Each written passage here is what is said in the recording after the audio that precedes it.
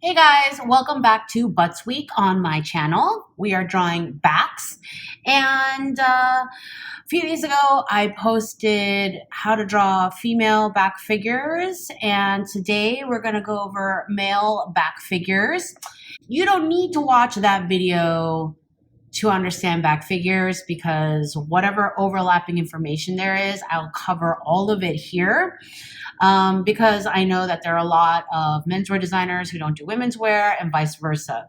I do have a 4-step croquis building process.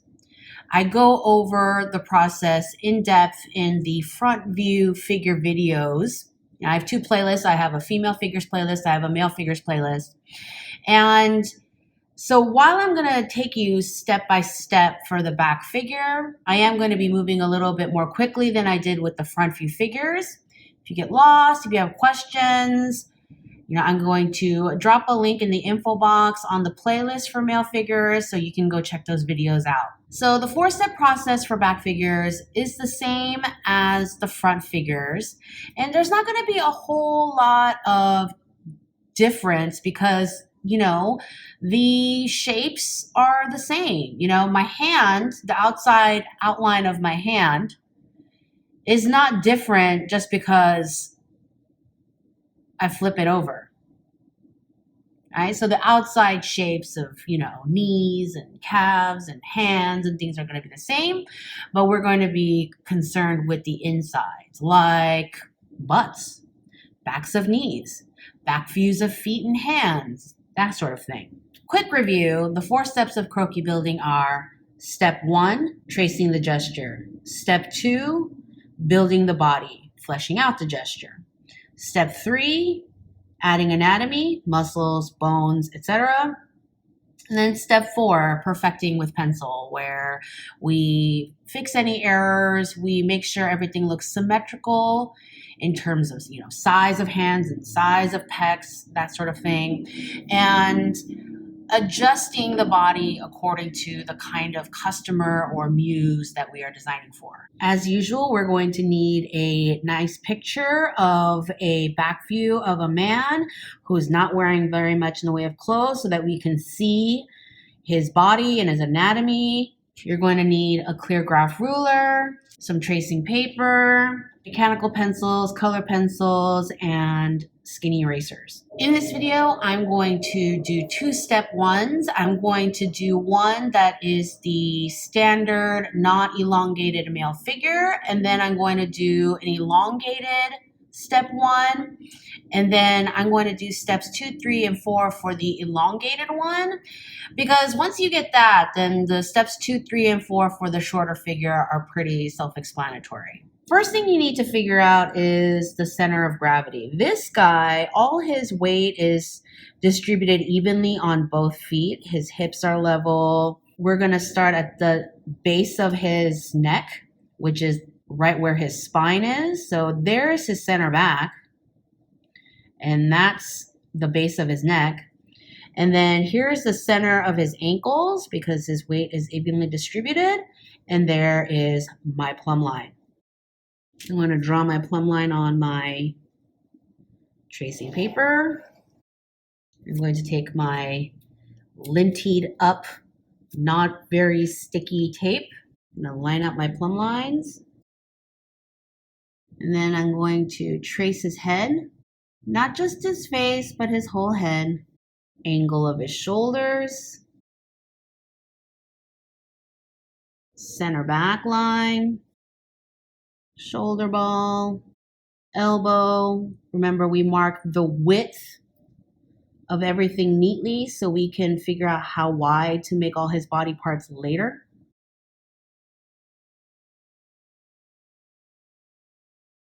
There's his rib cage and his pelvic box. Pelvic boxes start in between his waist and his crotch, so about here, perpendicular to the center back line. There's the bottom of his pelvic box. And it's pretty dead on. You don't really see much in the way of side. So we're just going to keep that there like that. There's the widest part of his butt. Men's pelvic boxes typically are easier to do than women's pelvic boxes because men typically don't pose a lot with, angled hips. But if you're having problems with the pelvic box, I do have a troubleshooting video where I go over doing pelvic boxes on a bunch of female figures, and you can see how pelvic boxes change with different poses.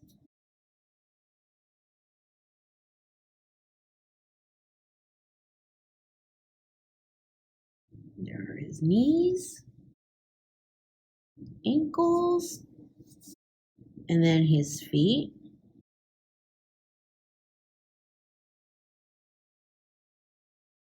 I like to mark the Achilles heel on back view so I can tell kind of which direction his feet are pointed.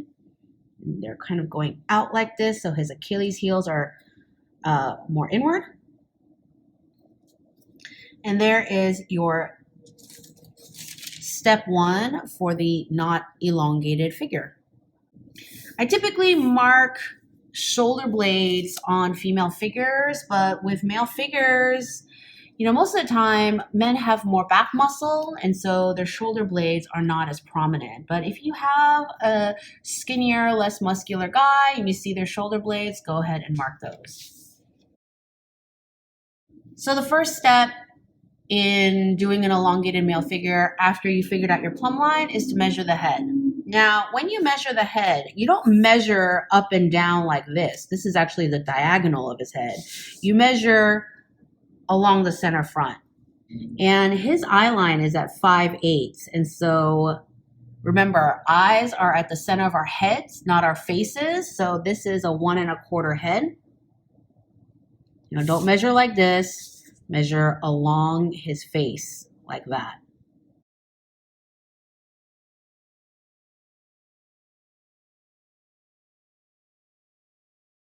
There are a lot of back view figures where you only see the back of a guy's head. And for those of you who are new to croquis building, I recommend that you pick a figure like this where you can see part of his face so that you can get a head measurement for your elongation process.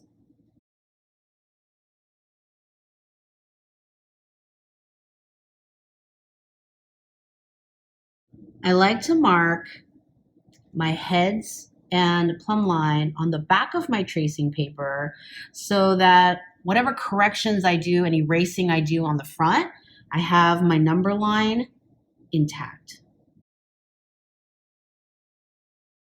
Now, you're going to have to line up this first head mark with his chin.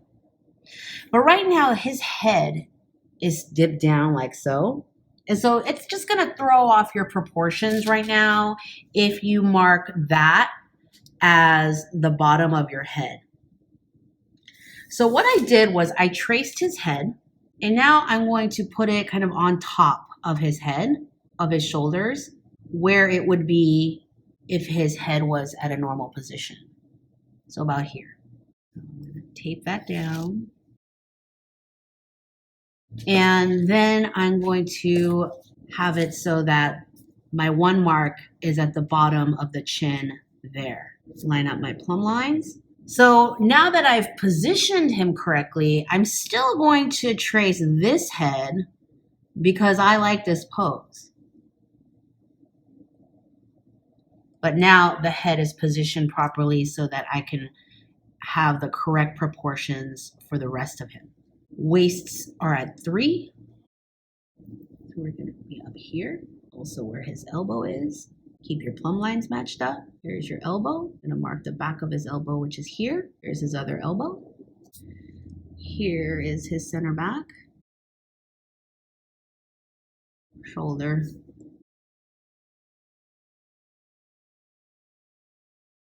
Men's crotches are at 4.5.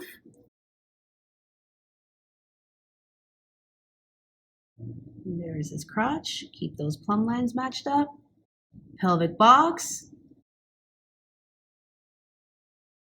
You always keep your pelvic box inside your model's hips. And then when you mark the crotch, you mark your forearms. You remember, you're drawing the back view of hands. I've seen back view figures with front view hands. Pretty hilarious.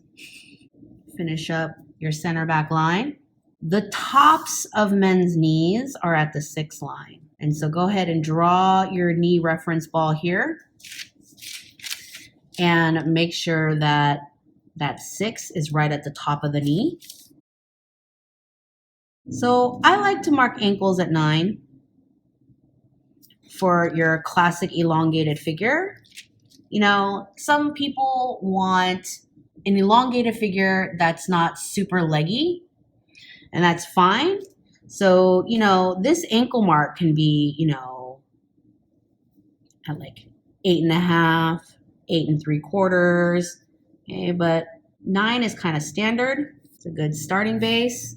And then as you get better and you get more familiar with what you want, you can switch to, you know, a different measurement. Now, I would mark the ankles here normally, but because of the elongation, if I mark my ankles here, he's going to look bow-legged. So what I'm going to do is I'm just going to take this angle, because he's just got 2 straight lines akimbo, like so, because his legs are straight but out. And this intersection is going to be the ankle. Now, if you need to, you can move this back so that you can trace the size of his ankle correctly.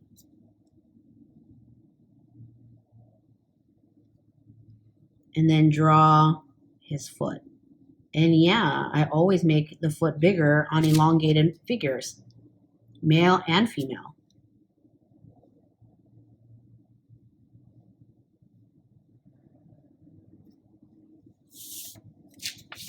Right, and there is your elongated step 1. Sometimes I like to do the step 2 in a color pencil so that I can kind of differentiate the steps. So we have our little fashion robot here. Don't worry about anatomy. Worry about fleshing him out. I never use a ruler when I'm drawing figures, but sometimes I will at this step because the lengths are so freaking long. You will find that as you get better and more practiced in croquis building, that you will no longer need a step 2. And that's good. I no longer need a step 2, but I find that it helps people draw shapes in step 3 to have the step 2 in place. And then as you get better with the shapes in step 3, you can eliminate step 2. So I have my step 2. I'm going to fold this over now and do step 3. And this step, you know, it depends on how good you are with the front view figures. The shapes are pretty much the same. I'm going to build up his trapezius some. Here's his deltoid, his bicep, tricep back there. His elbow is that precise width. We marked his elbow, back of his elbow right there. And then we have his brachio that curves out.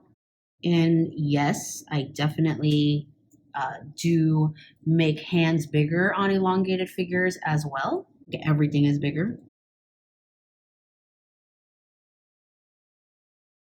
If you have a hard time figuring out where the bicep is and where the tricep is, dependent on, you know, how the arm is angled, pick up an anatomy book. I'll drop the link to this book below. I really like this one. You can look at the shapes, you know, and also use your own body. When you see a pose like this and you're like, okay, where is the tricep and where is the bicep?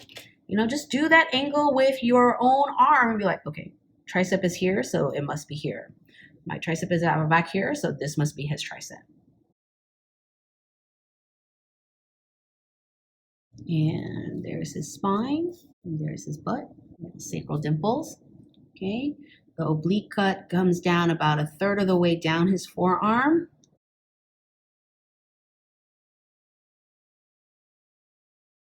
The leg shapes are the same front or back. Okay. So these are complete backs. As we did in the front, okay, flare out for the outside of the thigh. Outside of the knee is round. Calf is high curve on the outside, low ankle bone. Curve out and then divot in about 2/3 of the way down. Inside of the knee is round and then low curve on the calf on the inside, high ankle bone. Okay, just like the front, just no kneecaps. So using the blue lines from step 2, men typically don't have hips, but they do have thighs. Never skip leg day. And so here's your blue line. You're going to curve outside of the blue line for that thigh curve. Outside of the knee is straight.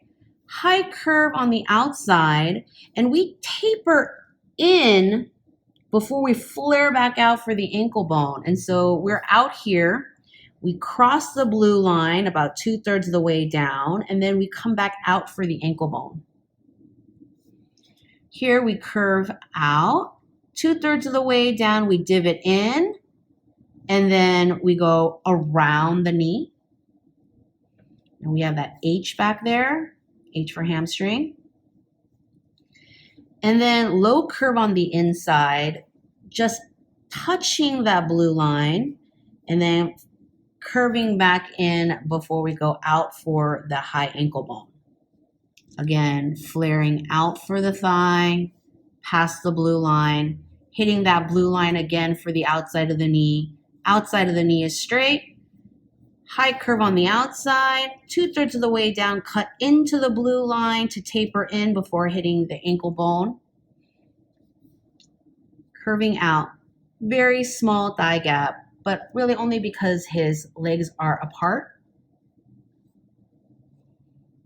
Cross that blue line 2/3 of the way down, go wrap around the inside of the knee, and then low curve on the inside, touch that blue line, but don't cross it.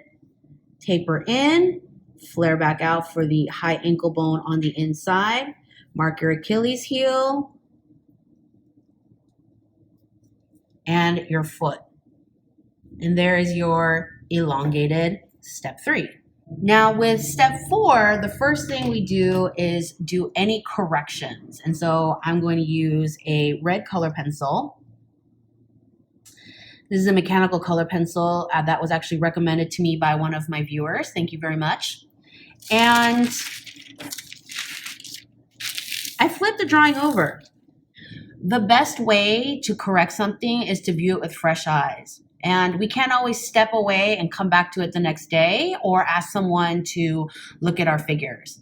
And so the best way to make it look different to us, make it look fresh to us, is to flip the drawing over.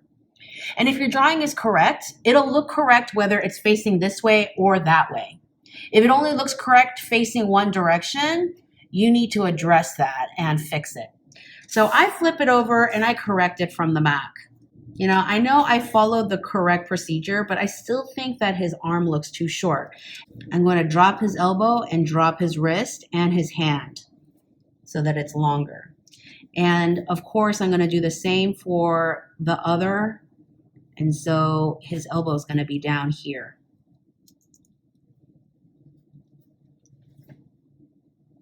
I'm going to give him a little bit more shoulder because I think he looks a little bit too narrow. And his thighs are asymmetrical. I want a little bit more thigh and a little bit more butt, so I'm going to add to this side instead of taking away from that side. Just a hair, like that. Even that out. And then I want to slim down his calves some, so I'm going to slim this one down. I'm going to slim this one down. Right? Work on that symmetry, make all the corrections. And then I'm going to fold this over. And then I'm going to think about what kind of person I want to design for. Do I want someone super muscular, super ripped? Is my muse the all-American, you know, farm boy with the broad shoulders, with the farmer's tan that he got working in the fields? I don't know where that came from, whatever. Or do you want someone who, you know, is more of a dancer's physique, really lean, flat muscles, very elegant looking? You know, what kind of figure do you want? And then address that. You're either adding muscles or toning him down, making him skinnier, etc., etc. Okay? So I like this guy, but I want to make his shoulders just a little bit broader, give him a little bit more trap and a little bit more deltoid. And by little bit, I mean really a little bit. I'm just going outside the line here, okay? When you're drawing figures that are only about 12 inches tall, you know, you're adding 1/16 of an inch, maybe an 1/8 of an inch if you're pushing it. Okay, your tricep is back here. His tricep is here. And there's his elbow and bicep. And then his wrist is here. I'm going to give him a little bit more brachio because he's a little bit more muscular on top. There's his oblique cut. You got to draw a good butt.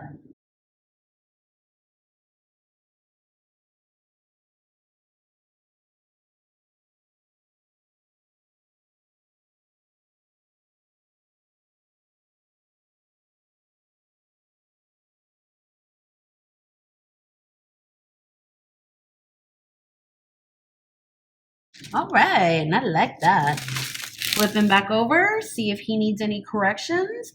I think he's good to go. I'm going to add those Venus dimples. I have a student who calls them finger divots. I'll let you figure out why. And there is your 4 steps of an elongated back figure. Questions? Check the info box. If your answer is not there, drop me a comment. You know the usual drill. Send me all the requests. FYI, the request queue is over 20 videos long. Yeah, that's a lot. And yeah, I'm happy that you guys want to learn from me. And you know, feel free to put in requests. Just keep in mind that the request queue is 20 videos long. Wow. Okay. Whew, 20 videos. All right. And go and practice and go look at butts. You have my permission to go on the internet and look at butts. Please do not ogle random butts on BART and be that creepy guy. Okay? Or the creepy girl. Okay? Girls can be creepy too. It's totally creepy. So go online, go look at some butts, draw them well, you know, go look at anatomy. I give you permission to go look at hot, mostly naked people on the internet and tell people it's literally your homework. All right? So, yeah, go practice and I will see you next time.